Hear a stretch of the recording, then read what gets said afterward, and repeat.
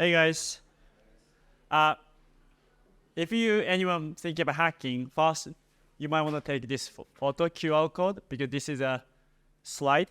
URL of this slide itself, and basically it has a bunch of pointers. I think some of the tools if you want to use, there's some reference page on the ETHGlobal Hackathon page, but best to just do that and use it. So I'll just wait for another 10 seconds. Oh, everybody's okay? Still taking? Okay, that's good. So welcome to the workshop. And so my name is Makoto, also known as Matoku.eth, and my colleague Mohammed, also known as Tanrikulu.is. And I don't know if you guys are Pope collectors. We have a Pope at the booth. Just prove that we met, so just come and say hi and just collect, or you can just tap this and then stick out after the talk. And so today, I'm going to talk about what is ENS and also building on ENS, but with a slight focus on UX, as the title says. And the price-wise, we may still change a bit, but so just keep watching the website to make sure that you still fits in the category, or like if you are not quite sure, come to the booth to just talk about the idea so we can give a feedback. And basically 3 sections. First one is the honorable mentions, which is 4,000. So which is as long as you do any integration, and if it's cool, we might pick you. That's 4,000. And the best use of Thorin is basically we have this hackathon, there's a bunch of Solidity developers, but there's not many front end with designer. So we have our own React based design system. So if you use our tool to build on that, that also fits into the price. So that's a best use of Thorin. And the last bit, which has the biggest pool, we might change this because this is the biggest one and it's too brand new, but it says best use of ENS on L2.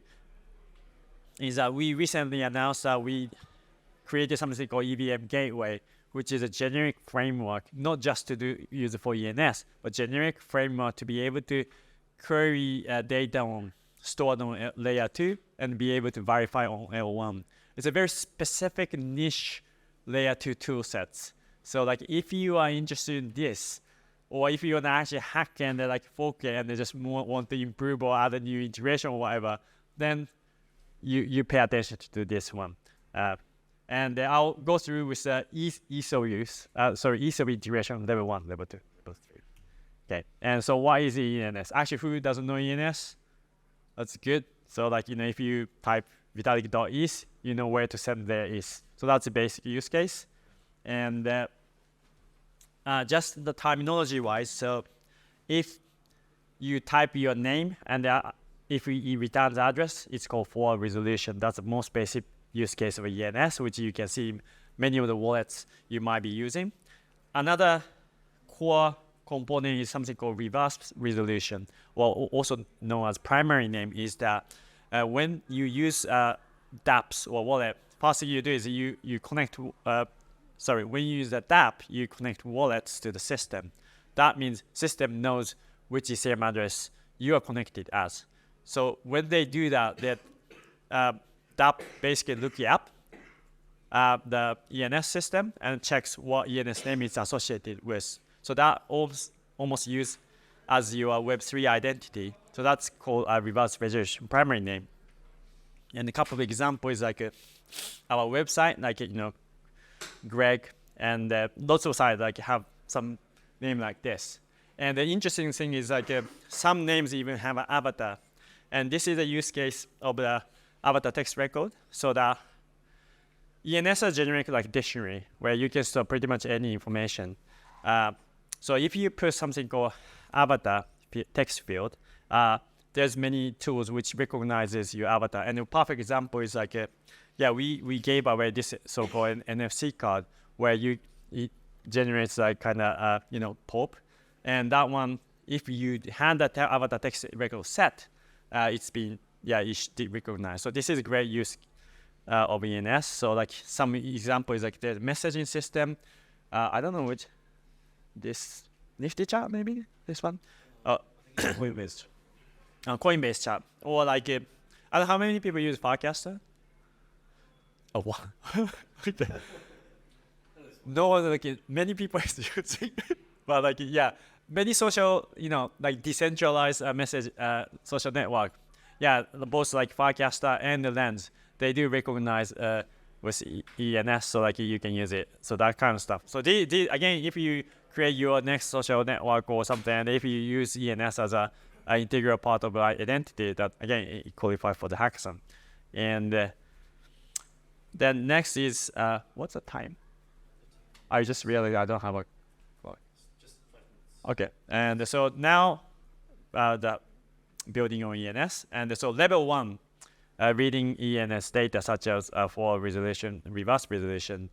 Again, like some of the time, like you might not even notice that you actually already did the integration because it's already integrated in a higher level of frameworks stuff such as like a Web3 model, Rainbow Kit. If you use the things, it's actually already integrated. This is the easiest like price qualification, whatsoever, right? Like if you're logging at the Web3 model, it's already done that. However, one caveat, which I'll explain, and another tool that you might want to use is like ETHGlobal or WAGMI. That like they who going to use ETHGlobal or WAGMI for the hackathon? Like half of it? Yeah, so again, if you're using it, great chance you're already integrating. There's only one caveat that nowadays there are many layer 2 or other EVM chains have a pool price. So you guys might actually want to, rather than using like, Goerli or Sepolia testnet, you might just actually use like, Polygon or other chains, which is fine. But if you do that, and if you use Web3 model or something, and if you come to show our case, chances are it's not automatically connected. ENS doesn't exist on layer 2, so it doesn't show anything. In that case, we don't qualify you. However, if you're using something like WAGMI, currently what we recommend is basically if you're using EOA, smart contract is a different story. Basically, you can just, even though when you are connecting to Polygon or somewhere as a primary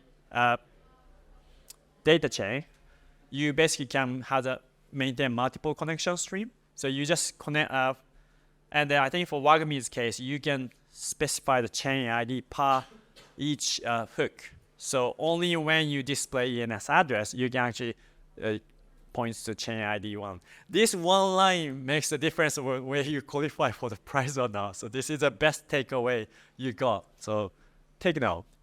And so again, this is a storing design system. It looks just very clean. That like I think this page, well, I think display is great, but it looks better in the real life. But like again, like it's a React-based design system. So like if you want to display like an avatar, like and if you don't want to do the styling of like just making the run better, that kind of stuff, you just use that. And again, these things, I think this uses WAGMI or VM underneath. Okay. Yeah, so it's supported. And so up until now for the, Would you mind closing the door? Yeah. For the basic one, if you go to this link, there's an easy start guide to use. So that's it. And so that's level 1. I think this one, if you do, I think most of the time, like 70% of hackathon submission is all about doing this. But if you want to go deeper, second level is basically actually writing data into ENS, such as like, for example, if you want to create your own identity and system, and if you want people to update your avatar from your system, you might want to actually update the text record from your app itself. In that case, basically all the tools I already mentioned doesn't integrate. They are mostly for read-only information, not for the write information. So in that case, we have our own library called ENS.js. So I recommend just you use that. Or ENS is just like a bunch of smart contracts. So like you can just go to, include our smart contract into your project and then start working on it. And we have technical doc, but overall architecture, ENS is one of the simplest smart contract to work with. Basically, we have a gigantic contract called ENS registry, which stores all your name information. But instead, one moment, seconds. Sorry, I keep coughing, so.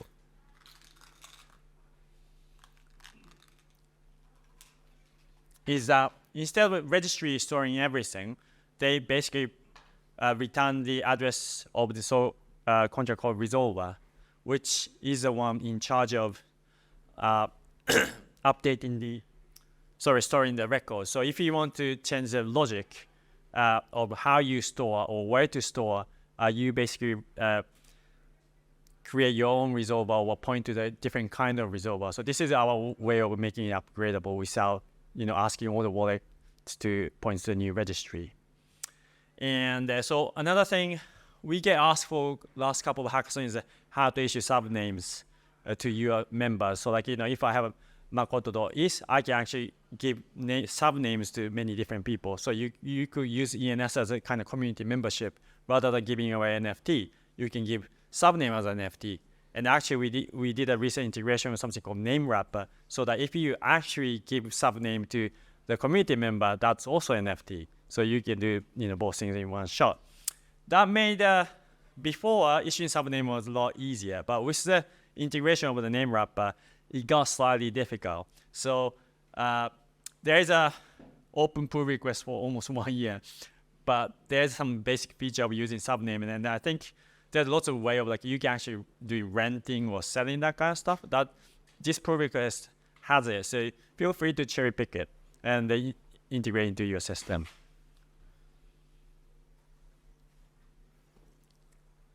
How many times? If we have 3 more minutes toward 3 more minutes. Okay, so 8 minutes altogether. So, and also, but again, issuing subname is cool, but L1 is very expensive. In that case, you use a gasless one. So-called, we have a framework called CCIP read, and there's an example called off-chain registration example. This one uses a key value store to store data, but we have a way using CCIP read so that even though people are querying on L1, you get the answer from offsite, off-chain. So this one you can use. And now level 3 EVM gateway, which I had to explain in 3 minutes. Okay. So rather than explaining why it does, I just put into the summary in 2 pages, and I will just go through the quick demo. And if you are interested, I have another 30 different pages. That's why I said take the QR code. And I'll show a QR code later, but just go through the whole slide and come to me during the hackathon. I can explain later. So EVM gateway is a generic framework to verify layer 2 data on L1. It's not a messaging framework, so we don't send data from layer 2 to layer 1. We only query and reference, and we develop it especially because ENS majority of the use case is lookup query purpose. Yeah, querying framework, no messaging. And we use in conjunction with CCIP read, which I mentioned this gasless way. This one uses off-chain, some database, but this one we are building it so that we can store the ENS data on layer 2, such as Optimism Arbitrum, but yeah, in more trustless manner, which isn't fully ready yet. And currently deploying the Optimism or base query testnet. But I know that if as long as it's roll up, the whole framework uses roll up as a basic construct. So there's a bunch of, I think, layer 2 chains. So you could do fork this EVM gateway itself and add the implementation. That's also hacking price. And how many? 1 minute. Okay. So use case. I think I'll skip Q and I'll shut up and stall. So use case is basically we are developing so that store ENS data on layer 2 and verify on layer 1. Folks from our Optimism team actually got super excited this idea. So he came up with a so-called EVM gateway starter kit where he created a kind of NFT platform that you can kind of mint the NFT on layer 1. So this one is minting, and currently it says, probably you can't see that on the metadata image, it says it owns 0 layer 2 NFT and so it owns 0 L2 test NFT and owns 0 L2 test coins. So this is a metadata, but it's all kind of generated on chain and on L2. And what it does is, like, if you go to on the right side, if you do mint test NFT, it's minting. Usually it takes in the testnet you have to wait for 3 to 8 minutes, and the Optimism mainnet you have to wait for a few hours. But once it's done, this now says metadata says, oh, it now owns 1 NFT. And the cool thing is, I think most NFT, as you know, metadata is just a URL, and it could be in IPFS or it could be like overseas database. But in this case, you can actually, it's actually on, I think something like Nonce DAO, Nonce NFT, the one gets missed.